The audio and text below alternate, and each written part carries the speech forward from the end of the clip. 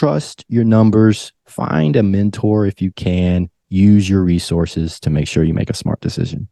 Hey, if you like this channel, make sure you subscribe and hit the notification so you know when I come out with a new video. Hi, everybody. My name is Richard L'Esperance, and I go by the name of My Man Richard. Today, we're going to talk about real estate, specifically wholesaling. So if you haven't heard of wholesaling, you're probably going to learn a lot of stuff. My guest today is Zach Pittman. I hope I'm pronouncing your name right. Yep, that's correct. Zach Pittman. Great. So please, Zach, tell everybody who you are, a brief resume of who you are, and we'll get started. Absolutely. Well, first, just thank you for having me on. My man, Richard, I appreciate it. I'm looking forward to this talk. And to give people a little bit of a background on me, I just kind of had dumb luck falling into real estate. I started off with a couple entrepreneurial ventures after my master's program, which is what put me on the entrepreneurial path. And I decided I wanted to try my hand at consulting, specifically in marketing. I went from there and started my own investment firm and struggled to get as many people help with money as possible. But I ran into a lot of difficulty with trying to change the way that people get investment advice because there's a lot of regulations you have to abide by. I did not like that. So I got out of that and I fell into real estate afterwards. And I've been fairly successful. I'm very early on, but how I got my start was just simply buying a home. And in doing that, I had a mentor who told me that, hey, if you're getting into real estate, just buy a home, rent out your bedrooms, and then go buy another home, rent out those bedrooms, turn your first property into a rental, and do that over and over and over again. So all I had to do was do it one time. And by selling that property, I bought multiple properties and continued renting out rooms. So I was getting cash flow and selling properties. And when it comes to wholesaling, what happened is that I was just trying to help someone. I was renovating one of my rental properties at the time, and the guy across the street was an older fellow. He bought the home for his mom. She passed away. He couldn't renovate the house, and I told him, I've heard about this wholesaling thing. I'll sell it for you. And that's what happened. I found someone to buy his property. I acted as the middleman, and I made $5,000 within 30 days just by connecting him, the owner, by getting the property off of his hands onto someone who could manage all of the updates. And both parties were happy. And that's essentially wholesaling, is you find a property and you get that property under contract, and then you assign or give that contract to someone else for a fee. And so that's how I fell into wholesaling. I've done a bunch of other things since then, like rehabbing properties, rental arbitrage. I'm into multifamily now. So my experience since the very first house where I rented out the rooms has grown with time, and it's been quite the journey. Okay. So what are the pros and cons of in that industry, the wholesale industry? So with wholesaling, there are a bunch of pros. And the pros that you hear most of the time is that it costs very little to start up. I simply had a conversation with someone who owned a home and was willing to sell it. That cost me no money, just my time. So it's a very low startup cost. There's something called driving for dollars. So that's where you literally drive around and look for properties that you can wholesale. That's very low cost. And that's the biggest pro. The next biggest pro is that you can make a lot of money. For example, if you convince someone to sell their property for $90,000, let's say, and you sell it to someone else for $120,000, that's a $30,000 difference. If they agree to it and you are able to close the deal, that's $30,000 on one deal. And that's typically within 30 days. So it's appealing because you can make a lot of money if you do a bunch of deals and you can do it very quickly, you can do multiple deals at one time. The other pro is you do not need a license to wholesale. There's no license required. You're not technically selling the property.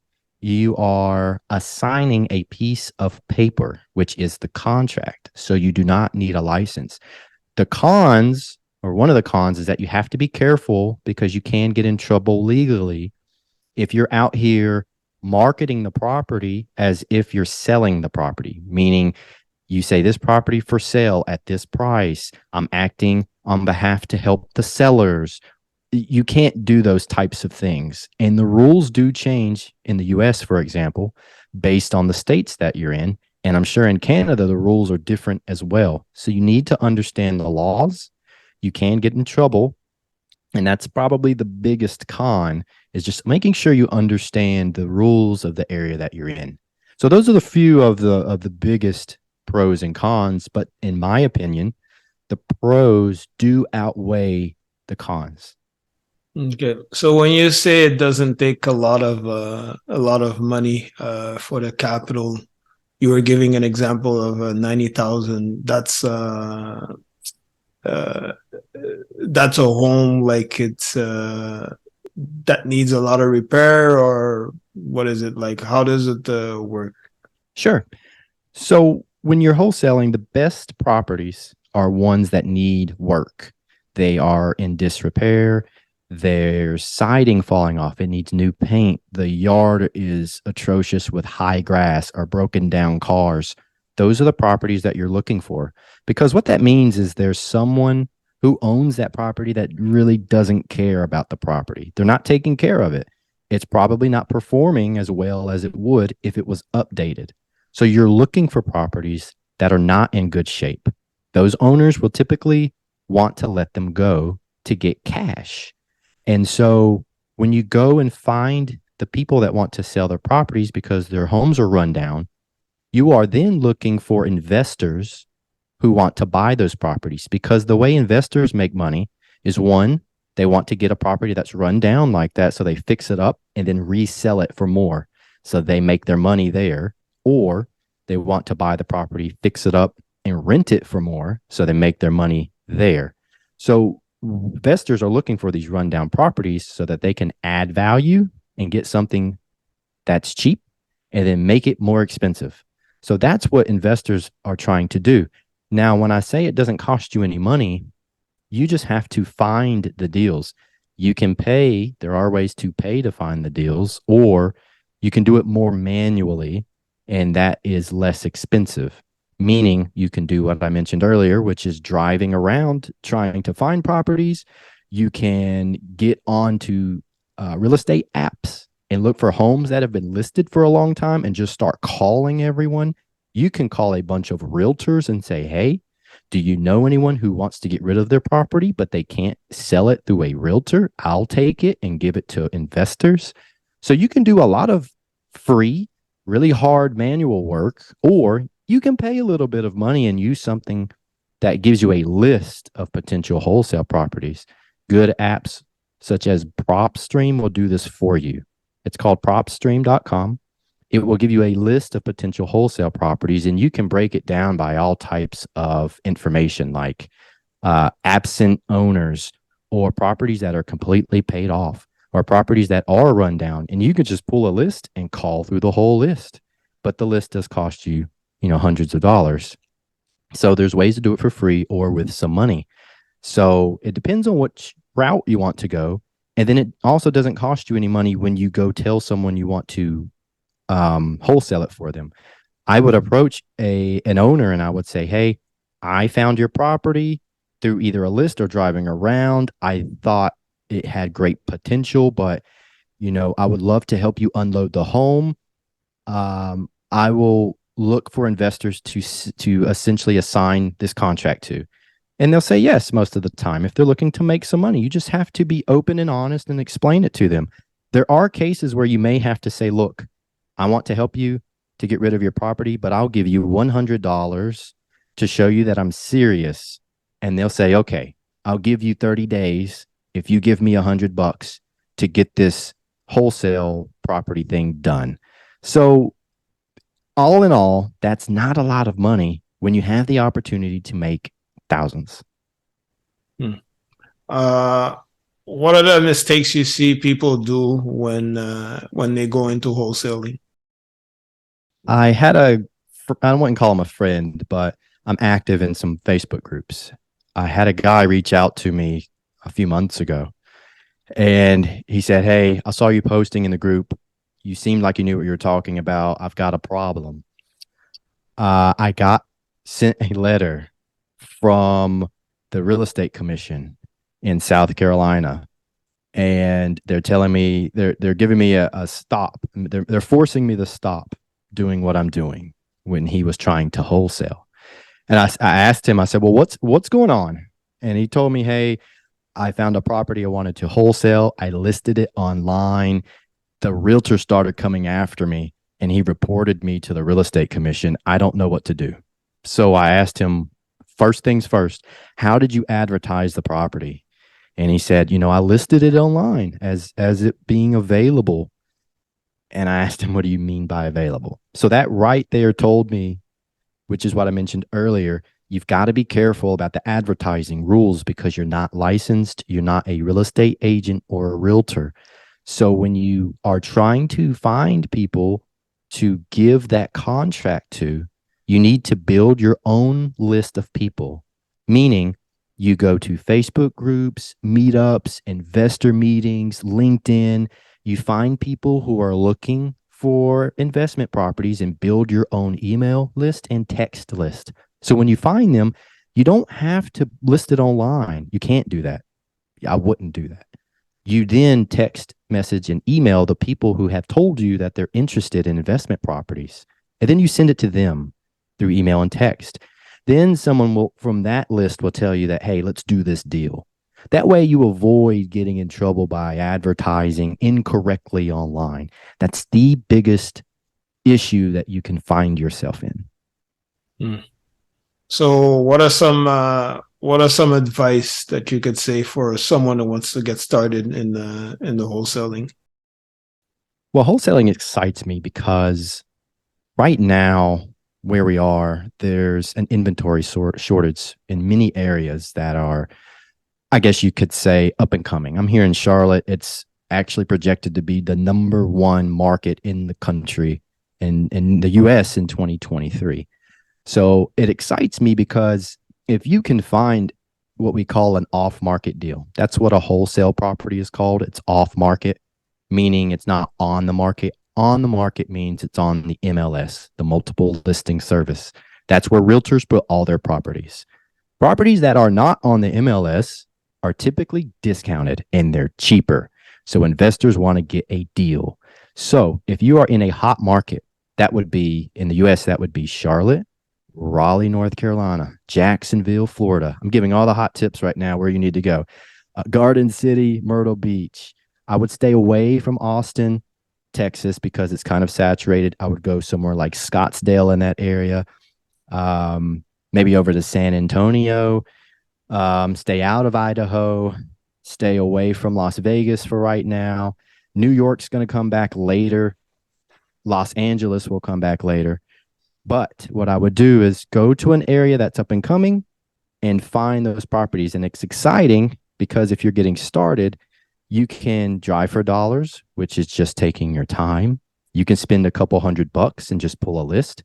And we all have free time. So during your free time, you make phone calls to people and convince them that you're going to help them unload their properties because, again, they're not taking care of them. And a lot of the times they need money. We all could use a little extra money. So it excites me that you can do it easily from your laptop in your pajamas and you can make some money. And then what you do when you make enough money is you take that money that you got from wholesaling, don't go buy new watches and new cars. Take that money and go buy yourself an investment property with it. So that's what excites me is using this as a tool to grow your real estate portfolio or get your own house if you don't own one. Hmm. So, what are some of the risk involved or pitfalls to avoid? Don't be dishonest. And this is more of an ethical answer for me because you shouldn't go and tell people that you're trying. You should really go in there to help people. I'm a firm believer that the more you actually try to help people, the more value not only do you add for yourself, but for others. So if you know someone's interested, try to actually help them. Say, hey, I'm going to help you get rid of this house so it stops costing you money. Like the instance I was in, the guy was losing money every month by having this house that had no renters. It was going to cost him tens of thousands to fix up. He was elderly, couldn't do it himself. He was still upset that his mother had passed. Like, you are here to help people.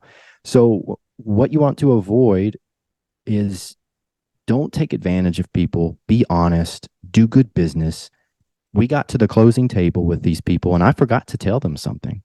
When you close on a house, the seller has to pay extra fees to the city. These are taxes when they sell. I forgot to tell him that. And so he came to me afterwards and he said, Zach, what's this extra $700 that you didn't tell me about? I felt bad about it because it was misinformation. So I split the fee with him because I wasn't going to make him pay that when it was my fault that I wasn't clear with him. And actually, I got goodwill out of that because the guy buying the house said, Zach, I heard what you did for the sellers. I know you were helping them get rid of the house, and I appreciate what you did. If there's any other deals that you have, you let me know. And, even in the future, maybe we can do a deal together. So all I'm saying is, do good business and treat people right. If you're going to go do this, don't do it just solely for the money. Mm. So you've done, by looking through your bio, you've done different things in the real estate. You've done commercial deals, room to room rentals. You've done the wholesaling. Which one do you like the most? Ooh, that's a good, fully loaded question. Oh man. The best way I can answer that, if I had to guess my favorite, it would be commercial real estate, specifically in multifamily, so apartments. That's my favorite right now because I think that's the quickest path to financial freedom, which is my goal. Plus, I love being able to take property that was run down, make it better, and give people an awesome place that they can live. And when I do apartments, that's allowing me to do it at scale. I'm just getting started in apartments. I have a 7 unit plex down in Georgia, but I plan on going bigger, hopefully in the next year or so after we finish the rehab on these units. That's my favorite. The other thing I would say is it depends on what's going on in the economy. That should dictate what strategy you use. For example, in a recession, you should not flip houses. So even though I like doing rehabs, I will cut back on that when there's a recession.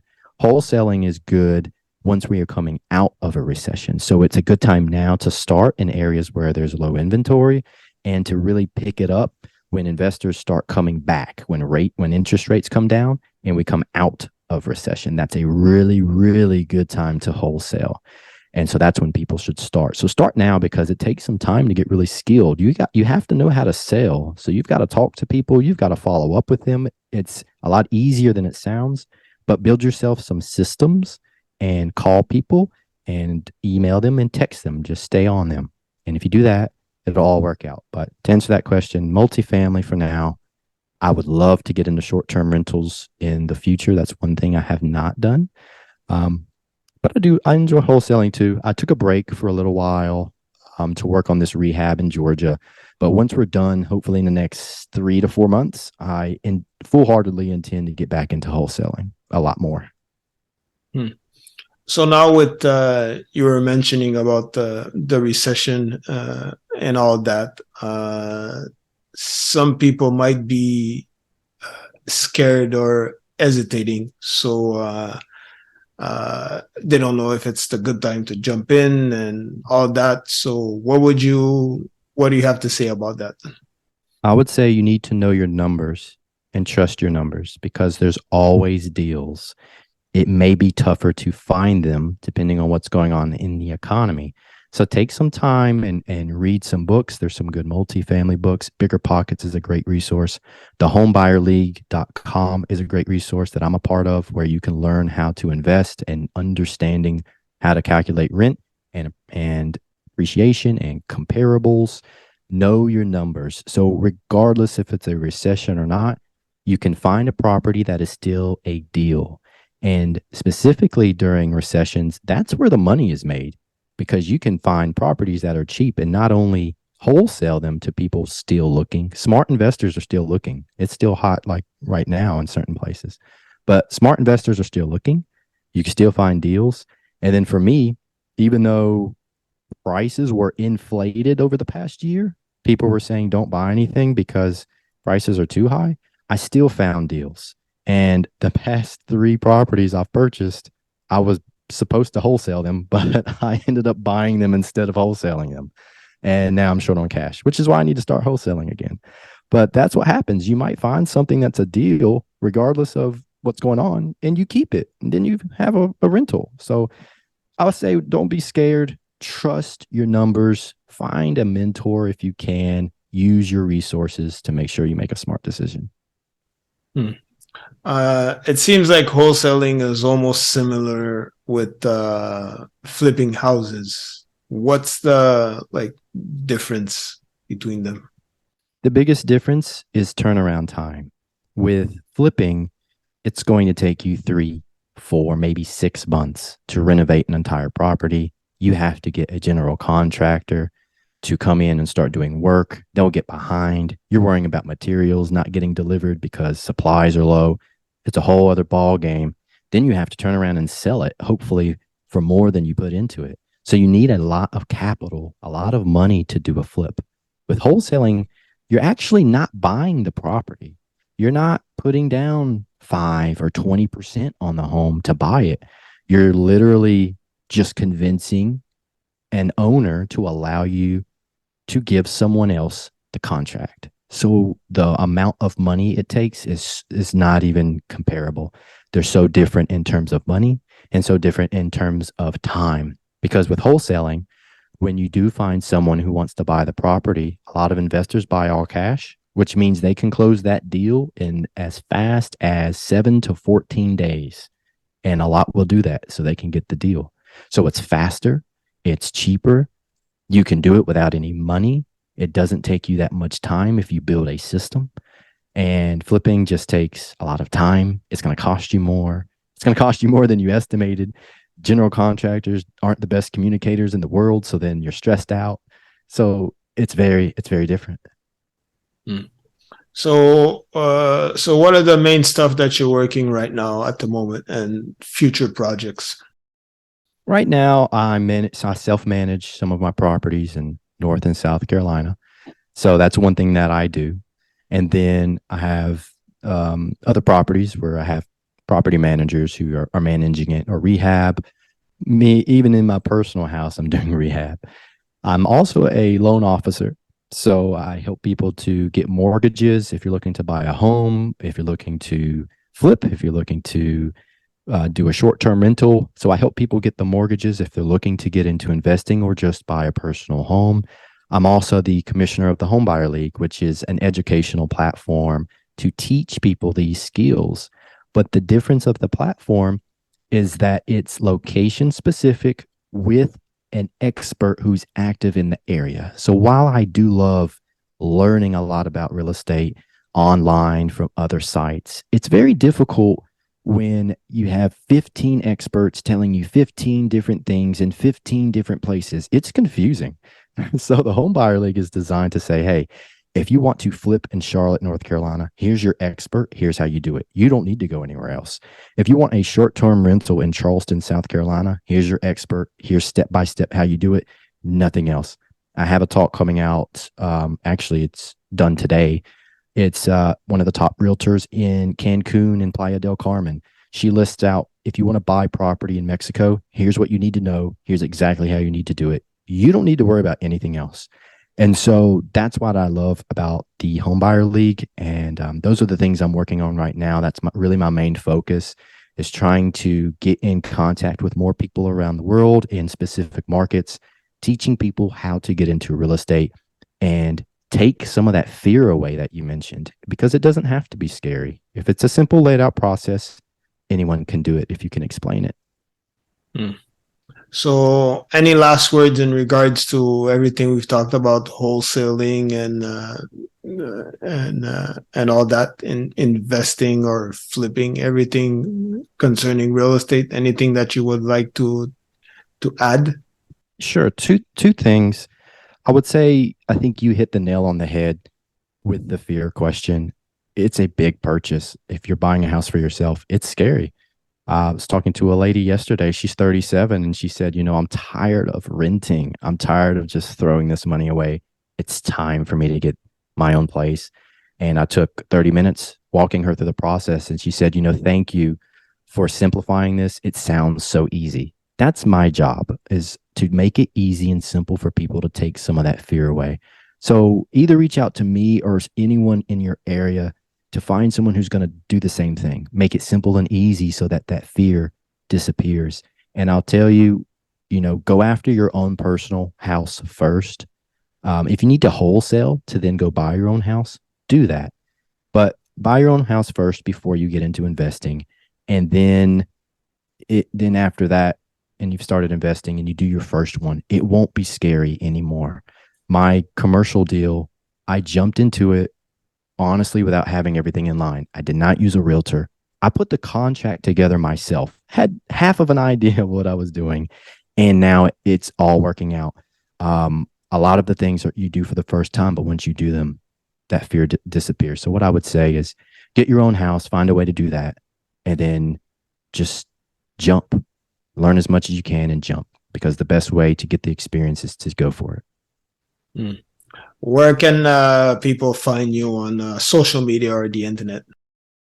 If you want to find me, I'm pretty much on every platform. It's at Zach F. Pitt. That's ZACH F as in Forest, P as in Paul, ITT. Zach F. Pitt. That's TikTok, Twitter, LinkedIn, Instagram, Facebook. You can find me on all of those platforms.